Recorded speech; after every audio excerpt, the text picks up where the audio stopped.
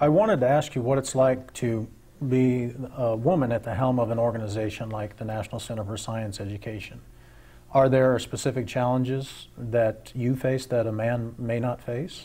You know, I think the nonprofit world has been very, very welcoming to women. There are a lot of nonprofit managers who are female. It hasn't been a field, I don't think, where there's been structural or institutional barriers. I don't know that much about the very, very top level, the really huge organizations, the United Ways and some of these. But even they have had female managers. So I don't think there's the institutional barriers that you find in many other professions. Engineering, for example, is notorious for having institutional barriers toward women. Just the acceptance of women into the pipeline has been very difficult in some fields. Which is good to hear. One of the things I find interesting about what you do is the sort of dynamic you have with the opposition. I mean, you're going up against generally men who hold on to fairly archaic belief systems that have a lot of misogynistic elements woven throughout them. Do you ever experience any direct backlash because you're a woman? Not that I've ever noticed, frankly. It's just enough that you're putting them in their place. No, I've never noticed that before. Well, number one, I don't do debates. I don't do formal debates where, one person on one side of the stage, another on the other side of the stage, and because that's not how we do science, and it just misleads the public. Debate is a sport. It's not how we do science, and so I don't have those kinds of interactions with creationists or people who disagree with me. I will go on radio and television shows and stuff.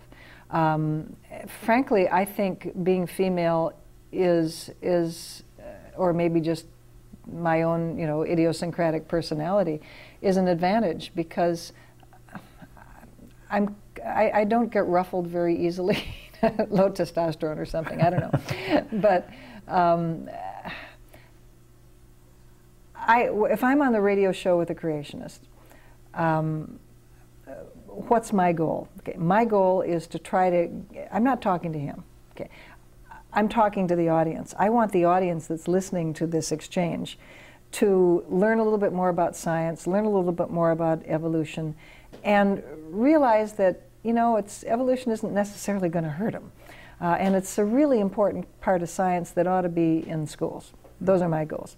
His goals are to discredit evolution, and in many cases discredit evolutionists, because part of their message is the equation of evolution with atheism, and atheism, of course, has the connotation in that community of people who don't have ethical standards and they're bad people and they, fold, spindle, and mutilate or whatever. He's going to. There's an effort to demonize me or any other person sitting opposite the table there. I'm kind of hard to demonize. I would think so. I'm not a really demonizable kind of person. Even the people who disagree with me, tend to say, well, she's actually kind of nice, but we think her ideas are really dumb. But you're out there in the middle of it. You're out there getting things done. Do you ever notice any biases against women in skepticism or in science, simply for the fact that they are women and may be perceived as being overly emotional and not as logical and rational as a skeptic or a scientist needs to be? The skeptics movement has been a really fascinating one. And I got interested in skepticism like back in the 60s when it was first getting started. The Zetetic, the little funny journal that preceded Skeptical Inquirer, back in the day.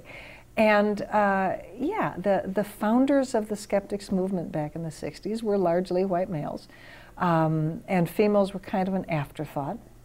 It wasn't, I think it took until the late 70s, maybe even the early 80s, before I and very many other women were added as fellows to SciCoP.